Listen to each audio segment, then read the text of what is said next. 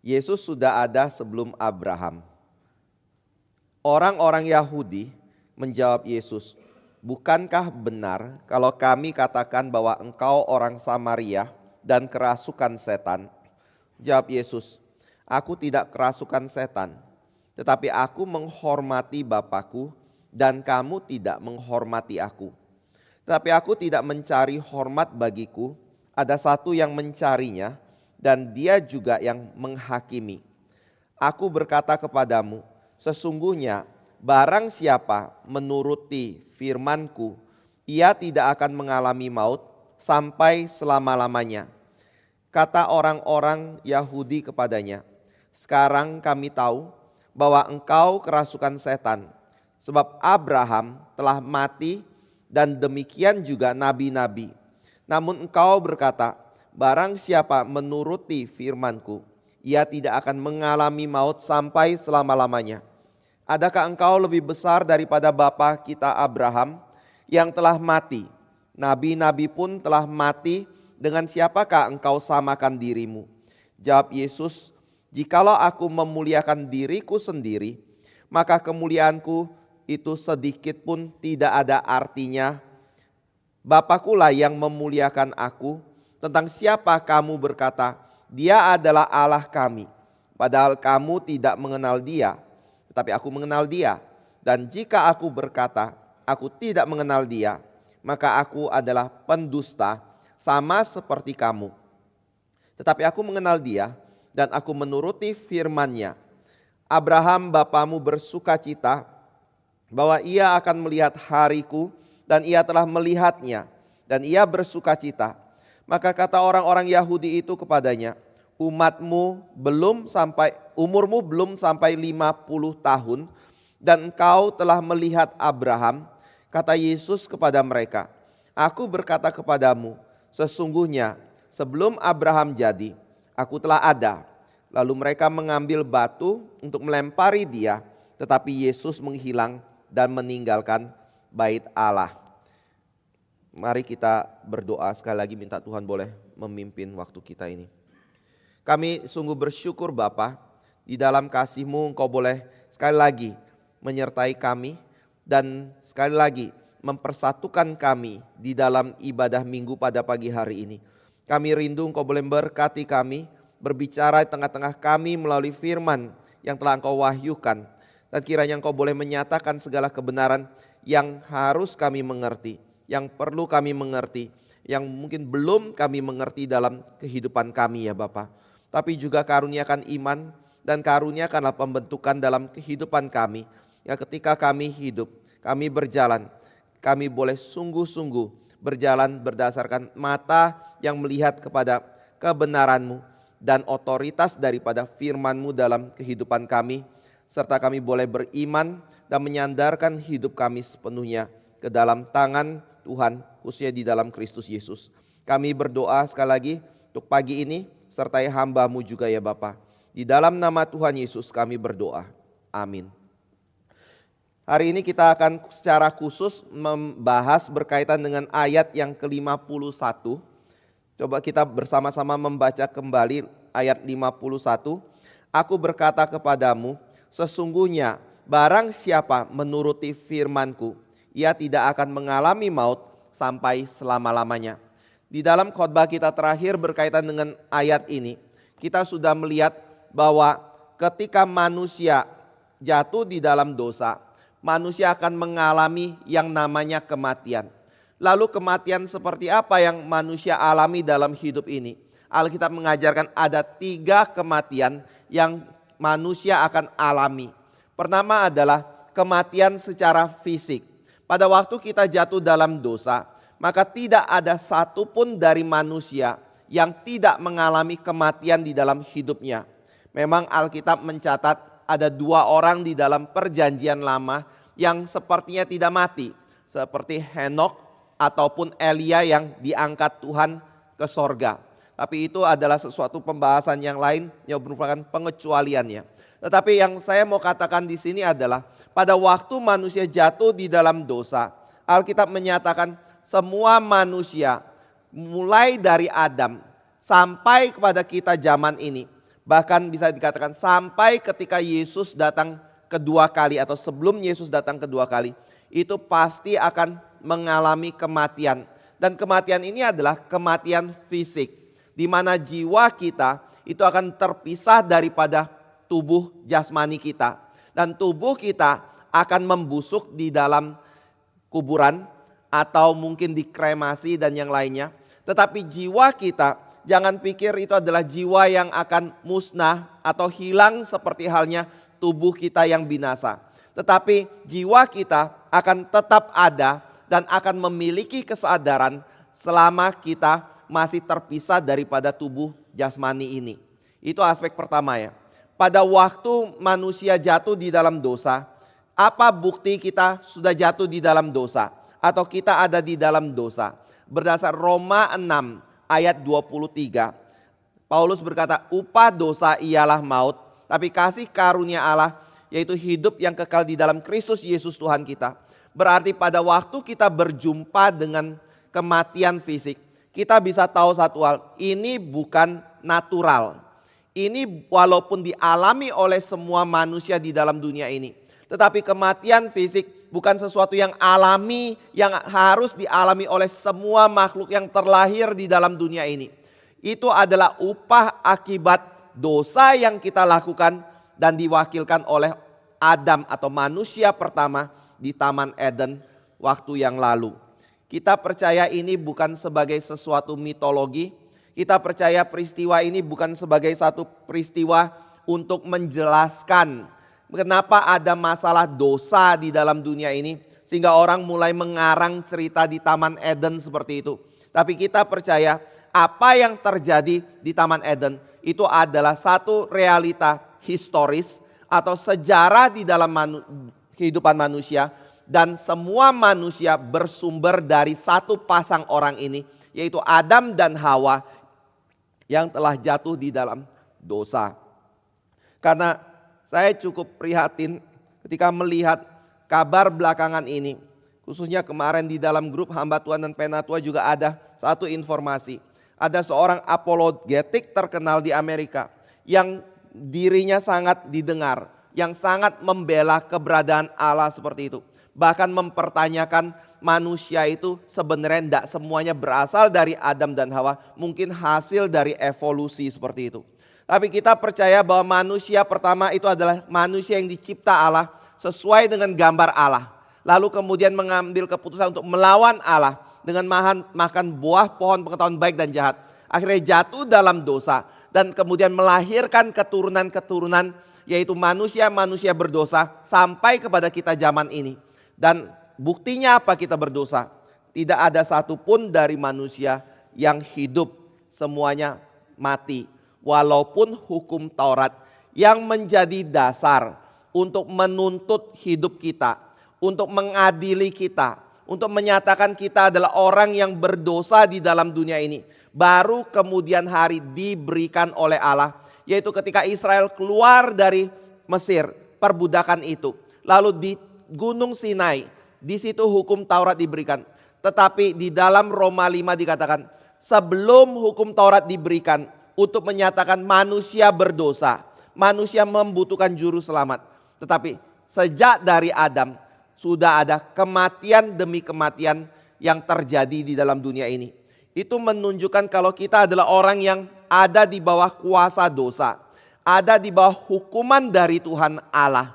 Dan hukum Taurat itu mau menyatakan bahwa ketika manusia berdosa, manusia harus dinyatakan berdosa karena ada pertimbangan hukum yang menjadi dasar untuk menjadi penentu status kita benar atau berdosa di hadapan Tuhan Allah.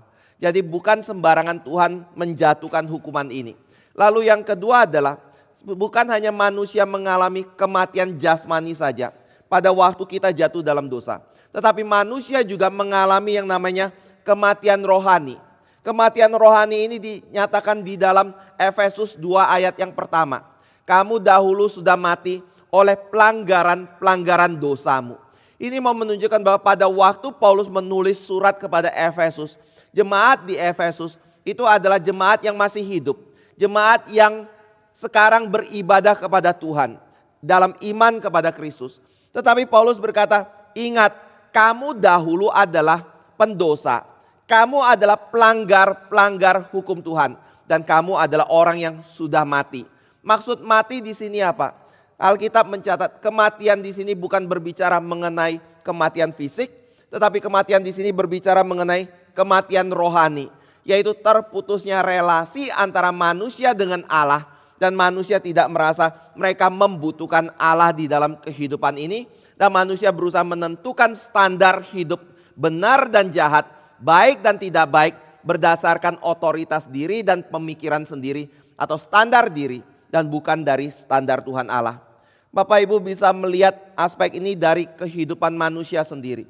Adam dan Hawa ketika jatuh dalam dosa, mereka bersembunyi dari hadapan Yesus Kristus pada waktu dia datang di taman itu.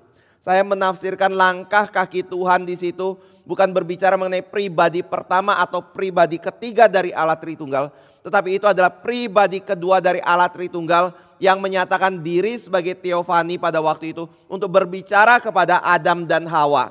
Nah, pertanyaan yang menyatakan di manakah engkau Adam, itu bukan berbicara mengenai Allah tidak tahu, lalu Allah mencari tahu di mana Adam dan Hawa bersembunyi.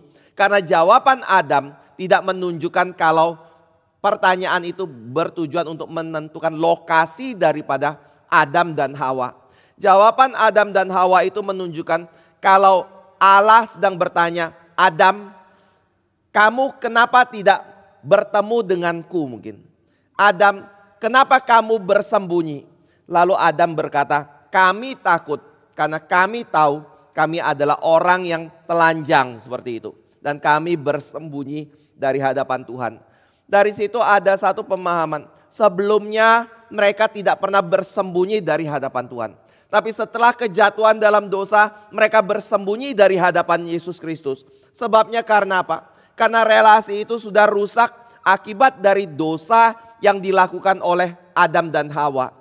Lalu kalau kita bicara sekarang, adakah bukti kalau kita juga adalah orang-orang yang telah rusak secara rohani atau relasi dengan Tuhan Allah sendiri? Jawabannya Bapak Ibu bisa lihat dari prioritas hidup kita. Pada waktu kita menjalani hidup, mohon tanya, kepentingan siapa yang pertama kali kita jalankan dan utamakan dalam hidup kita. Lalu yang kedua adalah kemuliaan siapa yang kita cari di dalam kehidupan kita setiap kali kita mengambil satu keputusan di dalam hidup ini. Umumnya manusia tidak akan memikirkan kepentingan dari Tuhan. Manusia akan memikirkan kerajaan dia sendiri, kepentingan dia sendiri dalam hidupannya. Dan dia yang menjadi penentu sendiri apa yang benar, apa yang tidak benar, termasuk mempertanyakan apa yang kitab suci katakan kepada diri kita. Bapak Ibu Saudara yang kasih Tuhan, ini semua mau menunjukkan kalau kita adalah orang yang secara relasi sudah rusak dari Tuhan Allah. Alkitab sebenarnya tidak hanya bicara seperti ini saja. Tetapi Alkitab juga mau menyatakan bahwa ketika manusia jatuh dalam dosa, karena manusia tidak bisa tidak menyembah yang namanya Allah dalam hidupnya, maka manusia mengganti Allah yang sejati dengan ilah-ilah di dalam dunia ini. Siapa yang dikatakan ilah? Yaitu diri manusia sendiri atau ciptaan-ciptaan yang Allah cipta di dalam dunia ini. Lalu mengatakan mereka adalah Allah. Siapa ciptaan itu? Mungkin bisa uang, mungkin bisa anak, mungkin bisa pasangan kita di dalam keluarga, mungkin bisa pekerjaan, mungkin bisa hobi kita, dan mungkin segala hal lain yang kita bisa temukan, yang kita pikir bisa memberi kebahagiaan, bisa memberi keamanan dalam hidup kita, bisa memberi kenyamanan dalam hidup ini tanpa perlu datang kepada Tuhan Allah. Itu adalah berhala di dalam hidup kita. Bapak Ibu Saudara yang kasih Tuhan, ternyata Alkitab juga tidak berhenti di sini. Pada waktu berbicara mengenai kerusakan yang ada di dalam relasi antara kita dengan Tuhan Allah, Paulus juga mengatakan, coba lihat pikiran kita dipenuhi dengan kekudusan, kebenaran, kebaikan, atau keegoisan, kepentingan diri sendiri, kejahatan, kerugian bagi orang lain, segala dosa yang ada di dalam pikiran kita atau tidak. Semua ini mau menunjukkan pada waktu kita berjalan, kita sebenarnya tidak menginginkan yang kudus, yang benar dari Tuhan. Tetapi kita lebih rela hati kita dikuasai dan dipenuhi dengan sifat-sifat atau nafsu yang jahat. Nafsu yang hanya mementingkan diri sendiri dan bukan kepentingan Tuhan dan orang lain. Termasuk kecelakaan dari orang lain itu juga menjadi pemikiran kita seringkali. Terutama pada waktu kita merasa saya mengalami ketidakadilan di dalam hidup ini. Bapak Ibu Saudara yang kasih Tuhan, semua itu muncul dari apa? Alkitab berkata dari relasi kita dengan Tuhan yang rusak. Dari hati yang tidak takut akan Tuhan, itu membuat kita ada di dalam kondisi seperti itu. Dan kita tidak bisa berkata itu kan urusan Adam. Adam yang jatuh. Kenapa kami yang harus menanggung hukuman itu? Kerusakan relasi itu. Buktikan saja Bapak Ibu. Bapak Ibu bisa lebih baik tidak dari Adam ketika menghadapi ujian atau kesempatan untuk melakukan dosa. Ada seorang yang berkata seperti ini, semua manusia itu pasti melakukan dosa di dalam hidupnya. Dan dasarnya apa? Pasti kalau dia terpenuhi di dalam 3 hal ini. Pertama adalah ada keinginan untuk melakukan dosa itu. Yang kedua adalah ada kesempatan untuk melakukan dosa itu. Yang ketiga adalah ada pencobaan yang datang. Kalau 3 hal ini ada, kita pasti jatuh di dalam dosa. Tapi kalau salah satu itu tidak ada, mungkin kita masih bisa bertahan. Dan ini memang dikatakan di dalam Galatia pasal 5. Ketika kita berbicara mengenai dosa, mengenai kejahatan, hal itu bukan sesuatu yang kita bisa katakan semua manusia akan melakukan kejahatan yang sama. Semua manusia akan melakukan kejahatan dengan tingkat kejahatan yang sama semua seperti itu. Tidak, ada orang yang berzina, ada orang pendendam, ada orang yang mungkin menipu orang lain, ada orang yang melakukan kejahatan yang lain dalam hidup mereka. Masing-masing mungkin berbeda, tetapi yang pasti adalah ketika 3 hal ini ada di dalam kehidupan kita, mungkin kita bisa berkata, saya bukan pembohong atau saya bukan pencuri. Tetapi Bapak Ibu Saudara yang kasih Tuhan, karena mungkin salah satunya enggak terpenuh. Tetapi ketika 3 hal ini terpenuh dalam hidupmu, misalnya seorang penjudi, ada kesempatan untuk berjudi, ada kemampuan untuk berjudi, ada godaan untuk berjudi, pasti berjudi atau tidak? Saya yakin dia pasti berjudi. Nah, ini mau menunjukkan bahwa sebenarnya tidak ada satu orang pun dalam dunia ini yang terbebas daripada yang namanya dosa dalam hidup ini. Kalau dia tidak melakukan, bukan berarti dia baik, bukan berarti dia benar, bukan berarti dia suci di hadapan Allah. Mungkin Tuhan masih beranugerah dalam hidup dia untuk dia memiliki kekuatan menghadapi satu hal yang dia pikir itu tidak berdosa atau melanggar tradisi dari masyarakat atau hukum dalam dunia ini. Tetapi sebenarnya dia pasti akan jatuh di dalam kondisi kelemahan dan dosa yang dia miliki. Saya bicara ini mau mengatakan bahwa pada waktu kita berdosa, jangan hanya lihat dosa itu dari aspek perbuatan saja. Oh, saya lakukan, saya berdosa. Saya tidak lakukan, saya tidak berdosa, seperti itu. Tetapi pada waktu kita melihat kepada perbuatan dosa, lihatlah dari sisi standar Tuhan. Lihatlah dari sisi kacamata dari Tuhan sendiri. Ketika Tuhan menuntut manusia untuk menjadi sempurna, sama seperti Allah adalah sempurna, maka di situ kita harus melihat perbuatan kita, kebaikan kita, motivasi kita, tujuan kita melakukan satu kebaikan dalam hidup kita betul-betul harus sempurna. Yaitu untuk siapa? Kemuliaan Allah, bukan untuk kepentingan diri. Kasih kepada orang lain, bukan keegoisan diri. Dengan motivasi yang benar, dengan tujuan yang benar, dengan standar yang Tuhan tetapkan, di situ baru Tuhan berkata, ini adalah orang yang benar. Nah, di dalam dunia ini, satu-satunya orang yang benar hanya Yesus Kristus. Mungkin saya sebutkan ini di awal dulu. Apa yang menjadi dasar kita berkata dia adalah satu-satunya orang benar. Baru kita masuk ke dalam poin berikutnya ya. Apa yang membuat kita bisa berkata Yesus adalah satu-satunya orang yang benar bukan hanya di hadapan manusia tetapi juga di hadapan Allah? Alkitab memberikan bukti yang jelas sekali bagi diri kita. Pertama adalah satu-satunya orang di mana Allah sendiri intervensi untuk menyatakan kalau Dia mengasihi manusia dan bukan dari mulut manusia tetapi dari mulut Allah sendiri, yaitu Yesus Kristus. Di dalam dunia ini, adakah orang yang ketika berjalan dalam hidup, tiba-tiba langit terbuka, lalu suara dari sorga berkata, inilah anakku yang kukasihi? Saya yakin gak ada. Tetapi Yesus Kristus pada waktu Dia dibaptis, keluar dari baptisan itu, kenapa Dia dikonfirmasi, inilah anakku yang kukasihi, dengarkanlah Dia. Atau kepada Dia lah aku berkenan. Kemungkinan salah satu adalah karena baptisan Yohanes Pembaptis itu adalah baptisan yang menyatakan pertobatan dari dosa. Baptisan Yohanes Pembaptis itu adalah baptisan yang menyatakan saya menyesali kehidupan saya berdosa. Saya ingin kembali kepada Tuhan. Karena itu saya menyatakan diri saya dibasuh atau pertobatan saya dengan cara dibasuh di dalam air itu. Sehingga ketika saya telah dibasuh, saya menyaksikan saya adalah orang yang sudah disucikan, dimurnikan oleh Tuhan di dalam kehidupan saya. Tapi sebelumnya dia adalah orang yang berdosa. Tetapi sebenarnya baptisan hanya simbolisme dari pemurnian juga. Dan manusia tetap setelah dibaptis pun hidup di dalam dosa. Tetapi pertanyaan adalah seperti ini. Pada waktu semua orang berdosa dibaptis oleh Yohanes Pembaptis, kenapa Yesus turut ngantri di situ untuk dibaptis? Apakah itu mau menyatakan dia juga tergerak oleh khotbah Yohanes Pembaptis yang menyatakan manusia berdosa dan harus bertobat karena kerajaan Allah sudah dekat seperti itu? Di dalam Injil Yohanes kita mendapatkan jawaban. Tujuan Yesus dibaptis bukan karena dia berdosa.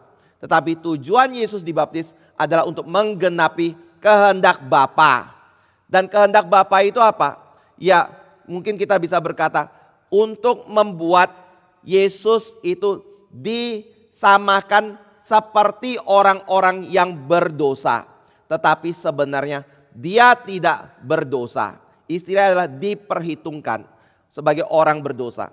Yang kedua adalah untuk memberitahu kepada Yohanes Pembaptis sebagai satu konfirmasi bahwa berita yang dia katakan tentang Yesus Kristus adalah Mesias, anak domba Allah, penghapus dosa dunia, itu adalah sesuatu yang benar. Karena Yohanes memberi kesaksian di dalam Injil Yohanes, pada waktu dia keluar dari air, saya melihat langit terbuka, roh seperti burung merpati turun dan hinggap kepada diri Yesus Kristus. Dan pada waktu itulah aku tahu bahwa dia adalah anak domba Allah, penghapus dosa dunia.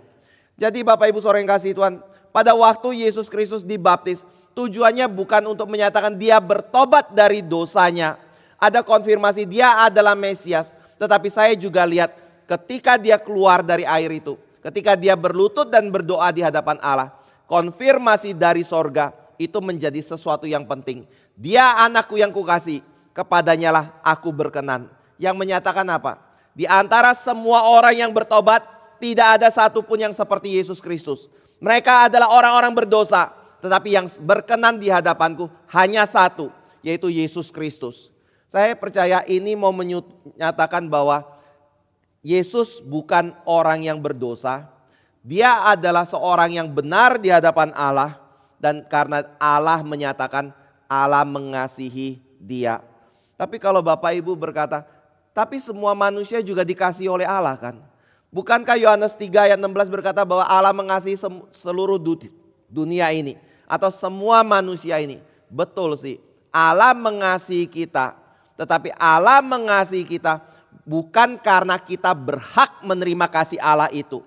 Allah mengasihi Yesus karena dia berhak untuk menerima kasih itu.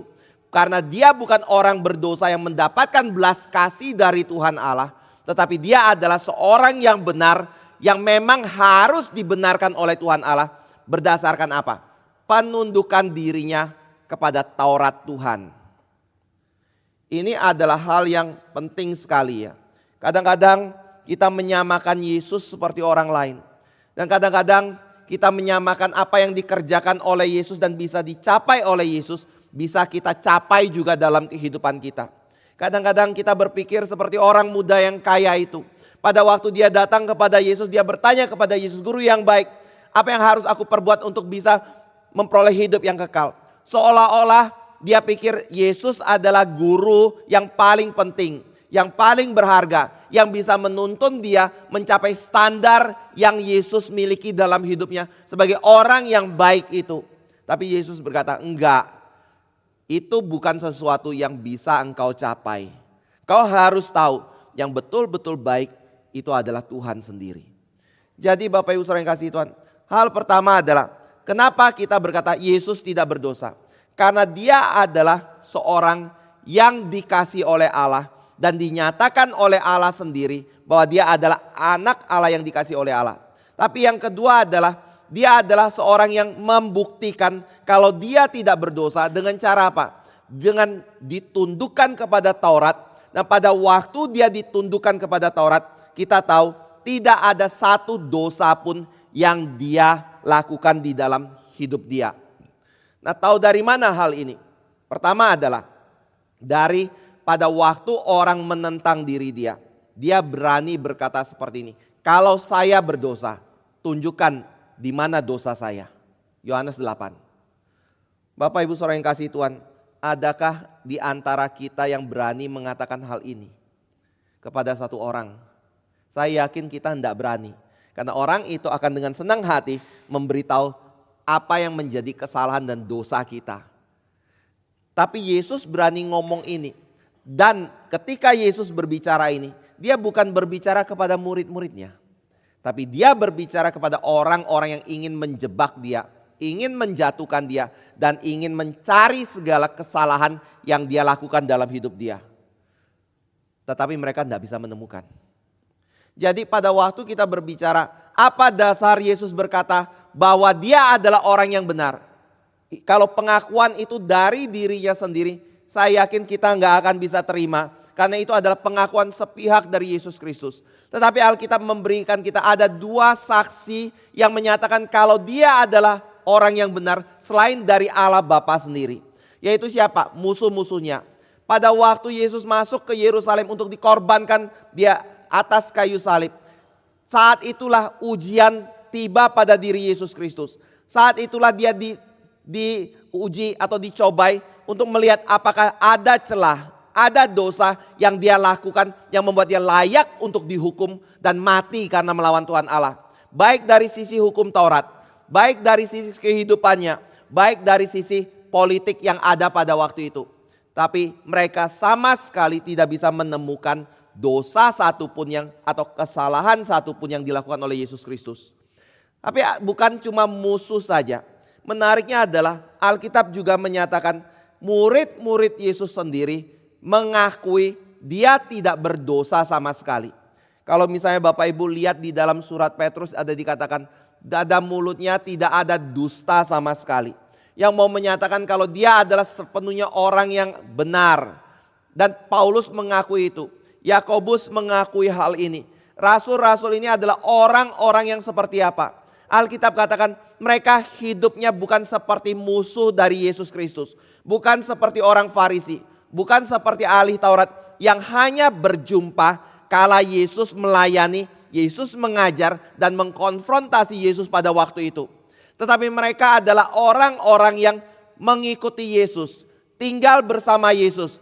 Hidup bersama dengan Yesus. Melayani bersama Yesus, makan bersama Yesus, atau istirahat bersama Yesus Kristus. Saya sangat bersyukur sekali karena di dalam Yohanes itu ada kalimat seperti ini. Pada waktu Yohanes Pembaptis melihat Yesus Kristus lewat dari depannya, Yesus berkata, inilah anak domba Allah yang menghapus dosa dunia atau manusia. Lalu dua murid ini pergi mengikuti Yesus. Lalu ketika Yesus tahu ada dua murid yang datang mengikuti dia. Ingat gak siapa namanya? Satu adalah Andreas. Satunya adalah Yohanes. Datang mengikut Yesus. Ketika Yesus berbalik lihat mereka. hal pertama yang mereka katakan adalah, waktu Yesus tanya, mau apa?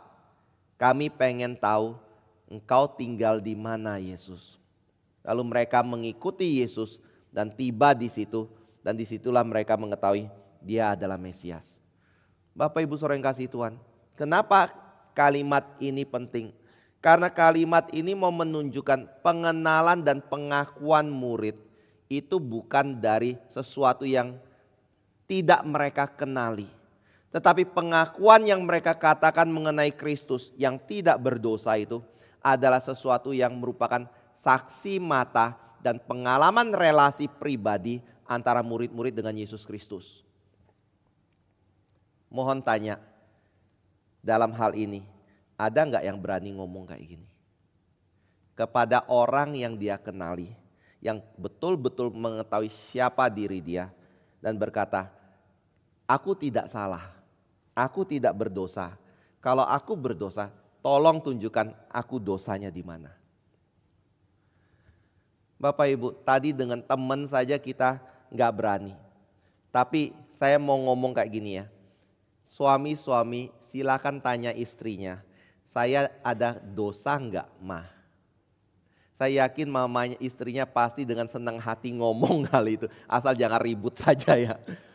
Tolong tanya anak-anak, tanya orang tuanya, Ma, saya ada dosa tidak? Mungkin kita bisa tampilkan diri di hadapan orang, kita orang yang baik. Tapi begitu di hadapan pasangan kita, gak ada yang berani ngomong saya orang yang 100% benar dan baik. Tapi murid Yesus Kristus beda.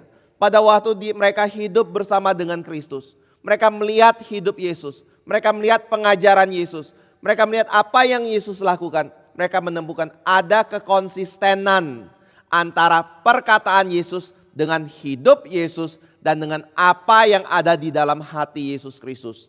Nah, itu yang membuat mereka berkata, ini adalah orang yang tidak berdosa sama sekali. Bapak Ibu Saudara yang kasih Tuhan, ini yang membuat tadi saya berkata, pada waktu kita bicara mengenai kasih yang Allah berikan bagi diri kita. Kasih itu bukan sesuatu yang kita dapatkan seperti yang Yesus dapatkan. Gak ada seorang pun yang memiliki hak untuk berkata, Bapa, engkau layak untuk mengasihi diriku karena aku adalah orang yang sempurna benar di hadapan engkau. Tapi Yesus adalah orang yang betul-betul benar di hadapan Allah karena dia memang betul-betul benar. Dia bukan mendapatkan kebenaran melalui belas kasih, bukan melalui anugerah, tapi dia mendapatkan kebenaran itu karena dia adalah betul-betul orang yang benar dan mampu melakukan kebenaran itu dalam hidupnya. Maka Allah mengasihi diri dia, Allah mengkonfirmasi kalau dia adalah anakku yang kukasihi. Jadi hal kedua adalah ketika manusia jatuh dalam dosa, kita bisa yakin bahwa manusia itu adalah orang berdosa dari hal apa? Ada relasi yang terputus dari Allah. Ada keinginan, kecondongan hati, motivasi, pemikiran, perilaku yang didorong oleh hati yang berdosa, yang dinyatakan dalam perbuatan. Karena perbuatan kita, keinginan kita menyatakan kita tidak menyetujui atau tidak membenarkan apa yang Tuhan katakan. Mungkin secara pengakuan kita bisa ngomong apa yang Tuhan katakan baik. Tapi apa yang kita lakukan menyatakan hal yang bertentangan dengan hal itu.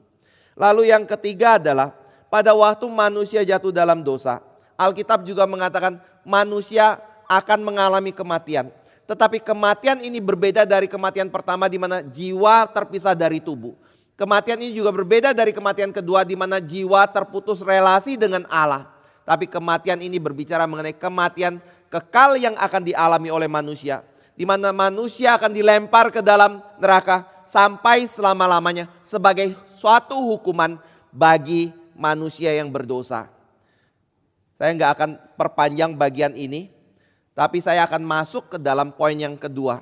Pada waktu manusia ada di dalam dosa ini, Alkitab tadi katakan dalam Roma 6 ayat 23, sebab upah dosa ialah maut. Lalu Roma 3 ayat 23 juga berkata, sebab manusia telah kehilangan kemuliaan Allah ketika manusia jatuh dalam dosa. Ini mau menunjukkan bahwa ketika kita berbuat sesuatu, maka ada konsekuensi daripada perbuatan itu. Ketika kita melakukan dosa dalam hidup kita, maka ada bayaran upah yang harus kita tanggung dalam hidup kita karena dosa yang kita lakukan itu. Dan upahnya apa? Seperti halnya orang yang bekerja, ada perjanjian dengan kantornya. Kalau saya bekerja, saya mendapat gaji berapa. Kalau dia bekerja memenuhi tuntutan dan keinginan dari kantor atau bosnya, maka dia berhak untuk menerima gaji bulan itu. Kalau bosnya tidak memberi gaji, berarti bosnya yang salah. Kalau bosnya memotong gajinya, berarti bosnya adalah orang yang mungkin tidak mempertimbangkan perjuangan dan susah payah yang dilakukan oleh anak buahnya seperti itu. Kalau bosnya memberi, itu adalah anugerah tentunya. Tetapi upah berbicara mengenai kalau kita bekerja, kita berhak mendapatkan upah itu, gaji itu dalam hidup kita. Nah, begitu juga dengan manusia. Pada waktu kita jatuh di dalam dosa, jangan pikir kita bisa terlepas daripada upah dari dosa itu. Dan upah itu apa? Alkitab berkata maut, kematian. Kita ketika menerima kematian, itu adalah satu hukuman atau satu upah yang sewajarnya kita terima dalam hidup ini. Karena itu hanya membuktikan kalau kita memang layak untuk mati karena kita adalah orang yang berdosa dalam diri kita. Ini adalah hal yang membuat kita harusnya punya satu rasa gentar, satu rasa takut ketika melihat kepada kematian. Martin Lloyd Jones itu mengatakan seperti ini.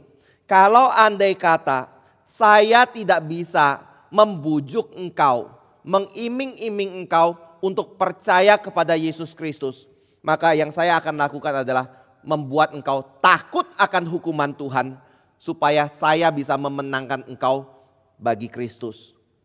Bapak Ibu Saudara yang kasih Tuhan, saya lihat ini adalah satu kalimat yang menarik ya, yang mungkin ada bijaksananya juga. Kenapa begitu? Karena pada waktu kita mengabarkan Injil, seringkali kita berpikir bahwa itu adalah dosa. Saya ngasih tahu Yesus itu adalah satu-satunya juru selamat manusia. Saya ngerasa itu tidak menghargai iman orang lain. Itu bukan bagian dari toleransi beragama seperti itu. Makanya saya merasa saya nggak perlu share mengenai siapa Yesus. Kalaupun saya share, saya ngerasa malu untuk men-sharekan kebenaran di dalam Kristus itu. Tapi Martin Lloyd Jones berkata seperti ini. Kalau dia tidak bisa aku bujuk, aku akan bikin dia merasakan ketakutan yang besar akan neraka supaya dia bertobat dari dosanya. Saya lihat ini mau menunjukkan begini. Pada waktu kita memberitakan tentang Kristus, seperti perkataan Yesus sendiri di sini ya. Barang siapa menuruti firman-Ku, ia tidak akan mengalami maut sampai selama-lamanya. Kita sebagai orang Kristen harus melihat ini adalah satu perkataan yang benar. Dan ini adalah sesuatu yang menjadi satu-satunya solusi bagi manusia berdosa. Lalu apa yang harus kita lakukan kalau kita mengerti ini adalah solusi satu-satunya? Bagaimanapun juga kita akan berusaha untuk membuat orang itu mengenal Kristus dan percaya kepada Kristus. Itu bukan dosa, itu bukan sesuatu yang perlu dimalukan. Tetapi itu adalah satu kebenaran yang kalau orang itu menolak, dia bukan menolak diri kita, tapi dia menolak Tuhan dan dia mencelakakan hidup dia sendiri. Saya ulangi ya Bapak Ibu. Kalau kita Injil orang, jangan pikir kita mengajak orang meninggalkan dan murtad dari agama mereka, masuk ke dalam agama kita untuk kepentingan diri kita. Kabar Injil bukan untuk itu. Kabar Injil diberitakan supaya orang itu bisa memuliakan Tuhan di dalam hidupnya. Dan yang kedua adalah supaya orang itu sendiri terlepas daripada hukuman kekal karena dosa yang dia lakukan. Jadi untuk kebaikan siapa? Kebaikan Allah. Untuk kebaikan siapa selain Allah? Diri orang itu. Ada enggak untung rugi untuk diri kita? Mungkin yang ada adalah kerugian, bukan keuntungan. Karena apa? Karena pada waktu kita mengabarkan Injil, biasanya kita akan dicaci maki, ditolak, dicerca, atau bahkan mengalami penganiayaan akibat dari ketidakkompromian kita terhadap kebenaran ini.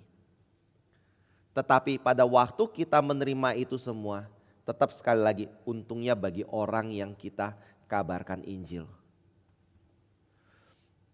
Jadi saya kira kalau kita sungguh-sungguh mengerti hal ini, kita akan melihat saya ketika mengabarkan Injil itu betul-betul adalah satu motif yang dasarnya kasih kepada mereka. Saya betul-betul ingin melihat mereka diselamatkan. Saya betul-betul ingin melihat mereka tidak binasa akibat dosa yang mereka lakukan dalam hidup mereka. Tapi pertanyaannya adalah kenapa ketika kita berbicara mengenai Injil, Yesus Kristus itu bisa menjadi solusi bagi dosa. Kenapa ketika kita berbicara mengenai kehidupan manusia yang berdosa, kita tidak berkata silakan berjuang dengan sekuat tenaga, dengan sebaik mungkin untuk mentaati perintah Tuhan, maka engkau akan diselamatkan seperti itu. Kalau pertanyaan kedua ini jawabannya adalah tadi, bagaimanapun manusia berjuang untuk hidup di dalam ketaatan kepada Tuhan, ujungnya adalah mati. Tetapi Yesus Kristus ketika hidup dalam dunia ini, selain daripada konfirmasi Allah, konfirmasi dari musuh-musuhnya, konfirmasi dari murid-muridnya bahwa dia adalah orang yang benar dan tidak berdosa. Sebenarnya ada satu kesaksian lagi yang Alkitab nyatakan kepada kita, atau dua lah. Kalau dia adalah orang yang diperkenan oleh Allah, yaitu kebangkitan dia dari kematian dan duduknya dia di sebelah kanan Allah Bapa. Kita nggak bisa menampik itu atau menyangkali itu.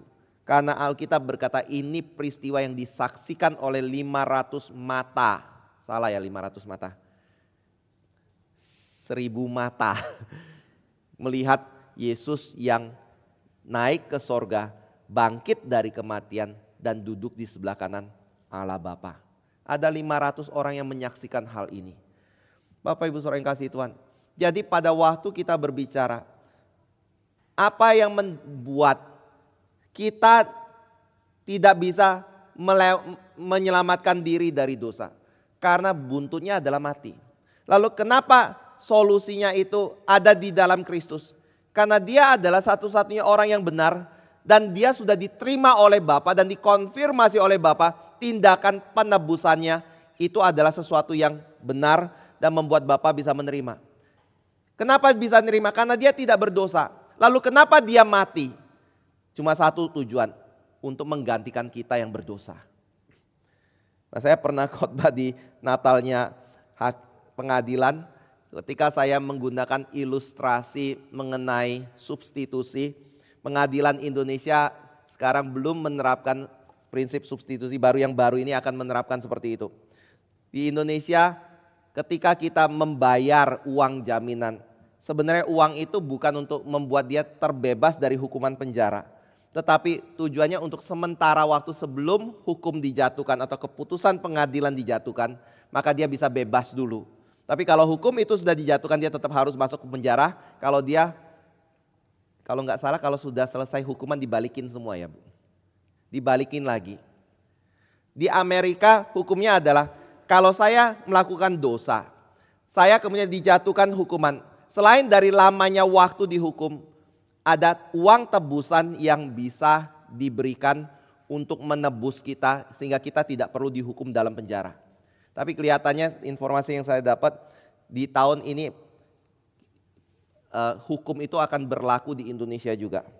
Tetapi ada hal yang menarik juga pada waktu kita lihat hukum di Indonesia ya. Uang tidak bisa menebus kita dari tuntutan hukum penjara. Saya mau gunakan itu sebagai ilustrasi. Bapak Ibu, berapa banyak pun uang yang Bapak Ibu persembahkan untuk Tuhan ya. Berapa banyak pun korban yang Bapak Ibu bayar untuk Tuhan ya. Saya kasih tahu ya, tetap gak akan bisa melepaskan Bapak Ibu dari hukuman. Saya bicara ini karena ada informasi yang saya dapat juga kayak gini. Kita korupsi itu enggak apa-apa. Kita lakukan dosa itu adalah hal yang kita enggak perlu khawatir dan takutkan. Kenapa? Kan ada lebaran. Ada korban yang bisa menghapus dosa kita semua. Yang membuat kita dienolkan kembali seperti itu. Kebenaran kita di hadapan Tuhan. Saya kasih tahu ya, Alkitab berkata itu tidak berlaku di hadapan Allah yang sejati yang kita kenal di dalam Kristus Yesus. Karena semua orang yang menyogok Allah adalah orang berdosa dan Allah tidak bisa disogok. Nah sekarang saya mau tanya seperti ini. Ketika kita ada di dalam Kristus, itu seperti ketika kita datang ke gereja pagi ini dalam kondisi hujan. Tapi pada waktu kita jalan ke gereja ini dalam kondisi hujan, kita ada payung yang menahan kita dari hujan. Sehingga kita tidak kehujanan. Tapi orang yang datang ke Tuhan tanpa melalui Kristus, itu seperti orang yang datang ke gereja tanpa membawa payung dan hujan-hujanan. Sekarang saya mau tanya, Bapak Ibu kalau menghadapi Tuhan, yang Tuhan sudah nyatakan dalam hidup kita, kita adalah orang berdosa. Dan membuktikan bagi kita, kita adalah orang yang berdosa melalui kematian yang dialami dalam hidup kita. Masih maukah datang menghadap Tuhan dengan diri sendiri atau lebih bijaksana kita mendapatkan perlindungan di dalam Kristus? Ini yang Alkitab ajarkan bagi kita. Kalau kita datang kepada Tuhan yang suci itu, yang adil itu, yang tidak pernah bisa disogok oleh kegiatan keagamaan kita, pelayanan kita, korban persembahan yang kita berikan kepada Tuhan. Saya yakin hal pertama yang harus kita lakukan adalah bertobat dari dosa, datang kepada Kristus supaya Dia menjadi payung kita untuk menghadapi Allah yang suci. Tanpa itu kita cuma akan dilibas oleh Allah dan kita akan hancur oleh kemarahan Dia dan murka Dia atas dosa yang kita lakukan. Jadi pada waktu kita berbicara mengenai kondisi manusia, apa yang dikerjakan oleh Kristus dalam hidup kita, Alkitab mau menyatakan itu adalah satu pekerjaan yang sangat penting, sangat berguna, sangat-sangat menyatakan kasih Allah dalam hidup kita dan menawarkan anugerah keselamatan dalam hidupan kita yang seharusnya kalau manusia berdosa mengerti hal ini, dia akan mengalami perubahan dalam hidup ini. Dia akan mendapatkan hidup dalam kehidupan dia. Dia akan mendapatkan pembaruan dalam hidup dia. Dia akan mendapatkan damai sejahtera yang sejati dalam hati dia. Dan dia akan memasuki kematian dengan satu kondisi. Walaupun mungkin dia takut memasuki pintu kematian itu. Tapi dia tahu ada ketenangan, ada jaminan, ada kepastian dalam hidup dia. Bahwa dia adalah orang yang sudah pasti diterima oleh Allah di dalam Kristus Yesus. Dan ini bukan sesuatu yang ada masa antaranya. Ini adalah sesuatu yang pasti langsung seperti itu. Alkitab tidak pernah mengajarkan manusia berdosa bisa masuk ke dalam purgatori terlebih dahulu atau kondisi penyucian terlebih dahulu baru masuk ke dalam kekekalan seperti itu. Alkitab menyatakan manusia berdosa cuma ada di dalam dua kondisi.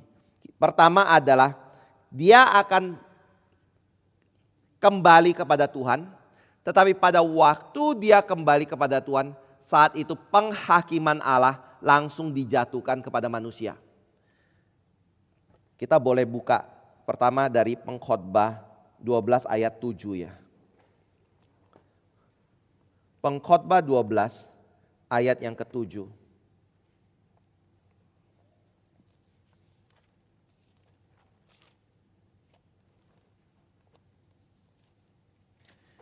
Kita baca bersama-sama ayat ini. 2, 3. Dan debu kembali menjadi tanah seperti semula, dan roh kembali kepada Allah yang mengaruniakannya. Jadi pada waktu mati, roh manusia kemana? Kembali ke Allah kan. Lalu pada waktu kita berbicara kembali kepada Allah, apakah itu berarti kita diterima oleh Allah? Tapi sebelum menjawab ini, saya mau ajak Bapak Ibu buka satu bagian lagi ya. Ayub 19 ayat 26. Ayub 19 ayat yang ke-26.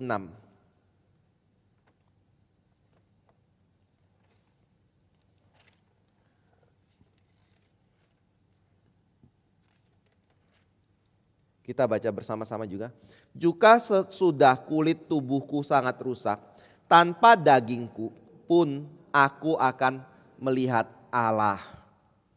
Jadi ini dua ayat yang menyatakan ketika manusia mati, tubuh fisiknya akan hancur, rusak, tidak berbentuk lagi, melebur menjadi satu dengan tanah atau debu ini. Tapi jiwanya bagaimana? Jiwanya enggak melebur dengan alam. Jiwanya tetap ada. Jiwanya akan kembali ke Allah. Tetapi pada waktu jiwanya kembali kepada Allah, tujuannya untuk apa? Kembali kepada Allah.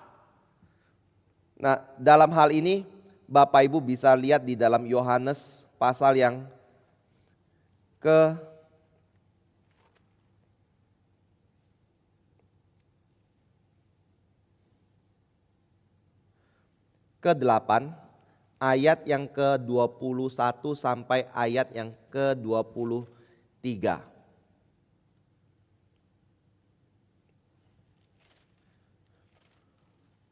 Yohanes 8 ayat 21 sampai 23 kita baca bersama-sama ya. 23. Maka Yesus berkata pula kepada orang banyak, aku akan pergi dan kamu akan mencari aku. Tetapi kamu akan mati dalam dosamu. Ke tempat aku pergi tidak mungkin kamu datang. Maka kata orang-orang Yahudi itu, apakah ia mau membunuh diri? Dan karena itu dikatakannya, ke tempat aku pergi tidak mungkin kamu datang. 23. Lalu ia berkata kepada mereka, kamu berasal dari bawah, aku dari atas. Kamu dari dunia ini, aku bukan dari dunia ini. 24, satu lagi kita baca. Karena itu tadi aku berkata kepadamu bahwa kamu akan mati dalam dosamu. Sebab jikalau kamu tidak percaya bahwa akulah dia, kamu akan mati dalam dosamu. Lalu ada satu ayat lagi yang saya mau ajak kita baca, yaitu dari 1 Korintus 15. 1 Korintus 15 ayat yang ke-25 dan 26.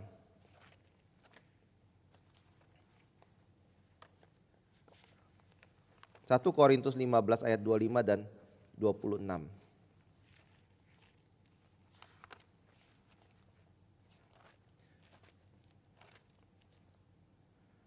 Sudah dapat? Saya baca ayat 24, 25 dan 26 kita baca bersama-sama ya. Atau dari 23 deh saya. Saya baca 23, 24, 25, 26 kita baca bersama-sama. Tetapi tiap-tiap orang menurut urutannya. Kristus sebagai buah sulung. Sesudah itu mereka yang menjadi miliknya pada waktu kedatangannya. Kemudian tiba kesudahannya, yaitu bila ia menyerahkan kerajaan kepada Allah Bapa. Sesudah ia membinasakan segala pemerintahan, kekuasaan dan kekuatan. 25.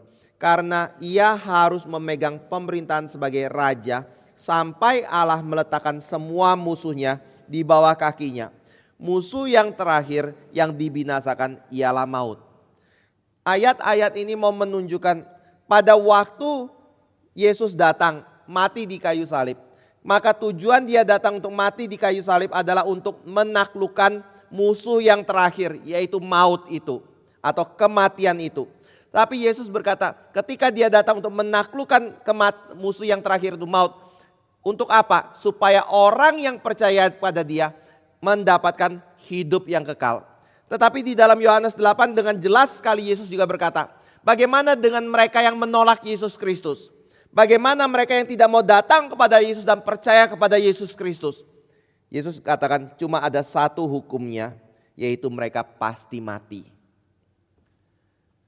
Atau kita pasti mati. Bapak Ibu Saudara yang kasih Tuhan, mati ini bukan berbicara mengenai kebinasaan dalam pengertian membuat kita musnah atau jiwa kita tidak ada lagi. Tapi kematian ini mau menyatakan kita pasti dihukum oleh Tuhan. Pada waktu roh kita kembali kepada Tuhan, kita mendapatkan penghakiman itu dalam kehidupan kita. Ada ayat lain enggak untuk mengatakan ini? Ada. Misalnya Kalau Bapak Ibu buka Lukas 23, ini berbicara mengenai penyalipan yang Yesus alami dan dua penjahat yang ada di sisi kiri dan kanan Yesus Kristus. Yang satu mengolok-olok Yesus Kristus dan mengatakan kalau dia adalah orang yang tidak bisa menyelamatkan dirinya sendiri. Dia adalah orang yang berdosa. Tetapi penjahat di satunya lagi berkata, dia tidak sama seperti kita. Dia tidak berdosa. Dan mungkin Tuhan memberi anugerah dan membuka matanya pada waktu itu dan berkata membuat dia mengerti. Yesus adalah Mesias yang akan datang di dalam kerajaannya. Makanya dia berkata, ingatlah akan aku kalau engkau datang kembali. Lalu Yesus berkata apa? Pada hari ini juga engkau akan bersama-sama dengan aku di Firdaus. Lalu yang kedua adalah dari Lukas 16. Ini satu ayat yang beberapa kali saya kutip ya. Lukas 16 itu cerita mengenai orang kaya dan Lazarus yang miskin. Dari ayat 19. Pada waktu itu Yesus menceritakan ada orang yang kaya mati. Ada orang yang bernama Lazarus yang miskin mati. Pada waktu itu orang yang kaya hidup sebelum mati dalam kejahatan, kepentingan diri sendiri. Tapi Lazarus yang miskin digambarkan sebagai orang yang beriman kepada Tuhan. Pada waktu mereka mati, sama-sama kembali kepada Tuhan, iya. Tapi pada waktu mereka kembali kepada Tuhan, apa yang diterima oleh Lazarus? Hidup kekal. Apa yang diterima oleh orang kaya ini? Hukuman kekal. Bapak Ibu saudara yang kasih Tuhan, ini adalah ayat-ayat yang mau menyatakan bahwa kalau kita menolak Kristus, tidak ada yang namanya kebaikan. Tidak ada yang namanya sesuatu hal yang membuat kita bisa terlepas daripada hukuman. Tetapi yang ada adalah kebinasaan. Tapi kalau kita menerima Kristus, di situ ada satu janji bahwa kita pasti akan menerima hidup yang kekal. Lalu kenapa kita bisa yakin bahwa jiwa kita tetap ada? Dawis adalah Dawis. Orang lain, misalnya Agus adalah Agus ketika menghadap Tuhan. Tetapi pada waktu kita menghadap Tuhan, kita ada di dalam kondisi ini. Apakah di dalam kekekalan ataupun di dalam hukuman kekal. Salah satu sebab atau salah satu dasarnya adalah karena itu bukan akhir dari semuanya. Maksudnya gimana bukan akhir dari semuanya? Itu hanya masa antara kita yang mati dengan kedatangan Yesus yang kedua kali. Artinya apa Pak? Artinya adalah ini adalah satu masa di mana kita akan menunggu. Tetapi penantian kita itu ada di sorga atau di dalam neraka. Sampai kapan? Sampai hari terakhir yang final yang Tuhan tetapkan itu datang dan terjadi.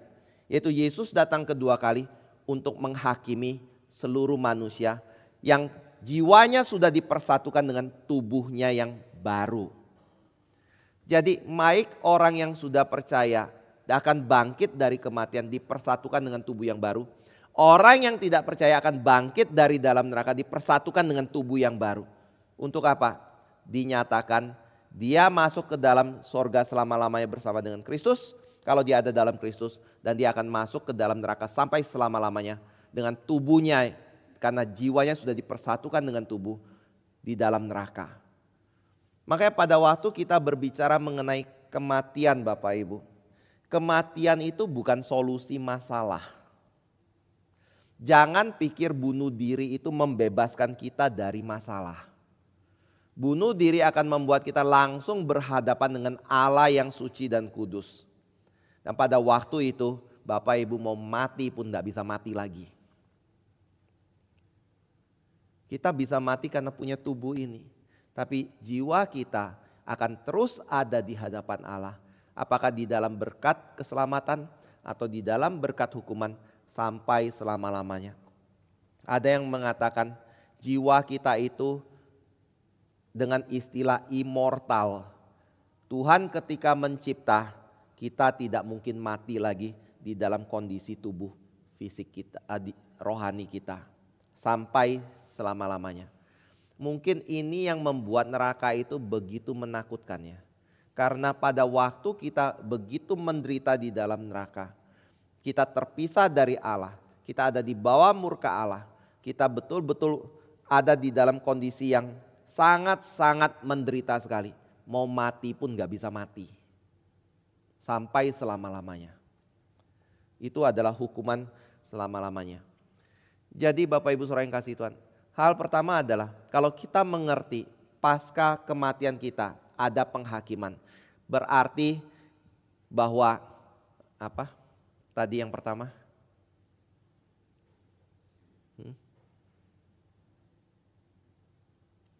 Halo. Lupa ya.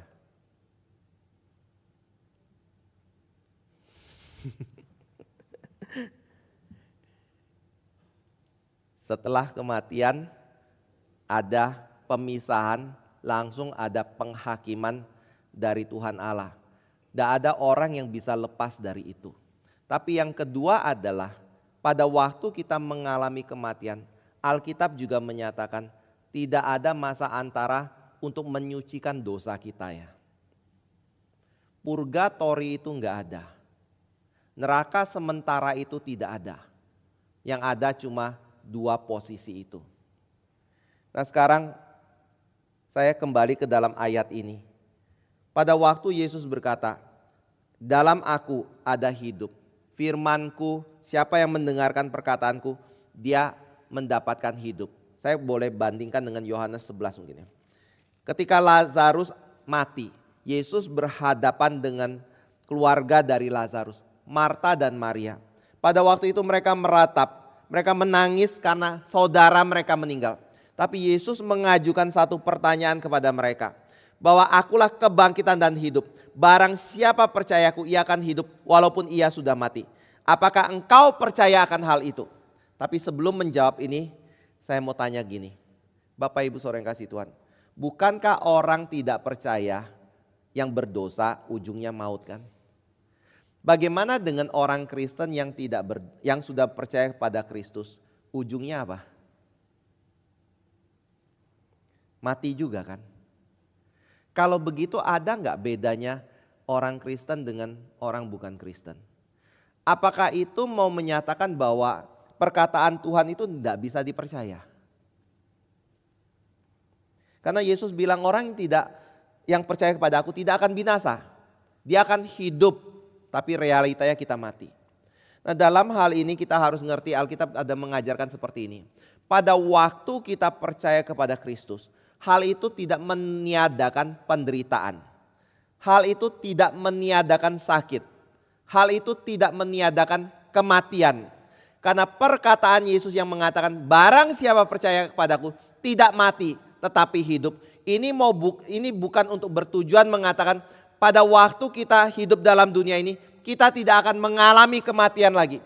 Tapi kalimat ini mau mengatakan bahwa pada waktu kita percaya kepada Kristus, maka kuasa kematian akibat dosa yang dimiliki oleh manusia itu sudah dikalahkan oleh Yesus Kristus. Sehingga walaupun kita mati, kita tidak akan tunduk kepada kematian itu. Kita akan hidup bersama-sama dengan Kristus. Ini pengertiannya.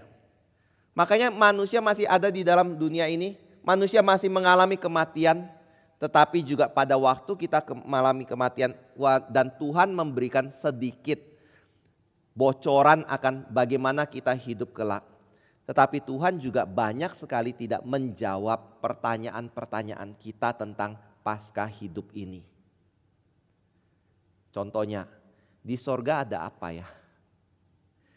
Saya akan masuk ke sana dengan tubuh yang berusia berapa? Kalau saya di dalam dunia cacat, di sorga saya cacat enggak ya? Sorga seperti apa? Enggak tahu kan? Tapi Tuhan cuma kasih tahu, kalau kita percaya Kristus, kita akan hidup. Di 1 Korintus 15 dikatakan, pada waktu kita percaya Kristus, di sorga akan tidak ada lagi kelemahan. Tidak ada lagi penyakit dan segala macam seperti itu. Tetapi diri kita seperti apa? Bagaimana kita hidup? Apa yang kita akan alami di situ? Apakah kita masih bekerja atau tidak dan yang lain-lainnya? Alkitab tidak bocorkan itu. Mohon tanya, untuk apa ya? Kenapa ya? Dalam hal ini cuma satu sih saya pikir. Supaya kita belajar percaya kepada Tuhan. Kita bukan hanya percaya dan dibuktikan Yesus bangkit. Kita bukan hanya percaya melalui pembuktian kalau di dalam Kristus ada hidup. Tapi kita juga percaya kepada Kristus akan hal-hal yang belum terjadi tapi sudah dikatakan dan dijanjikan oleh Tuhan. Itulah arti hidup orang beriman. Itulah arti hidup dari orang yang sudah dihidupkan di dalam Kristus. Saya ketika belajar mengenai teologi, sistematika dan bicara tentang kematian. Para teolog itu mengatakan seperti ini ya. Kematian itu perlu enggak bagi orang yang percaya kepada Tuhan? Dia jawab perlu. Kenapa perlu? Karena itu adalah bagian dari ujian iman kita yang percaya kepada Kristus. Makanya di dalam 1 Tesalonika 4 ada kalimat dari Paulus. Saya mau kamu jangan gelisah, jangan khawatir, jangan takut seperti halnya orang-orang dunia yang tidak punya pengharapan. Tapi saya ingin kamu tahu bahwa ketika kita percaya pada Kristus, orang yang mati terlebih dahulu di dalam Kristus akan dibangkitkan. Tuhan tidak pernah lupakan mereka.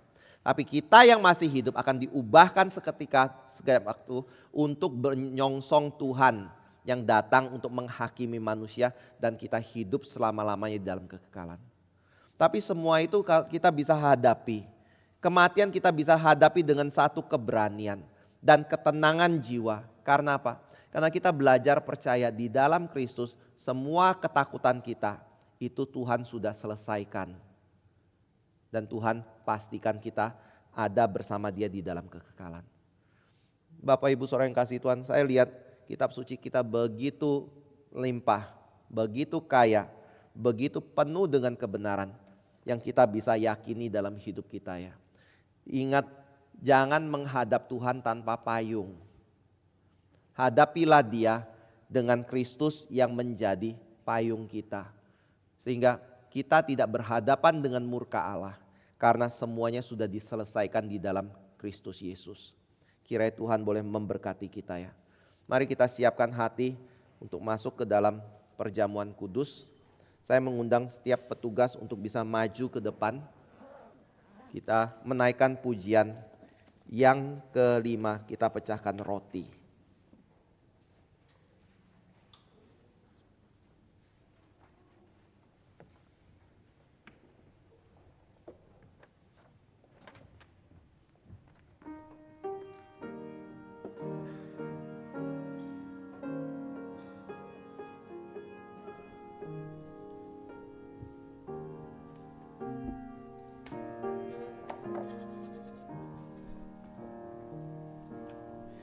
Kita pecahkan roti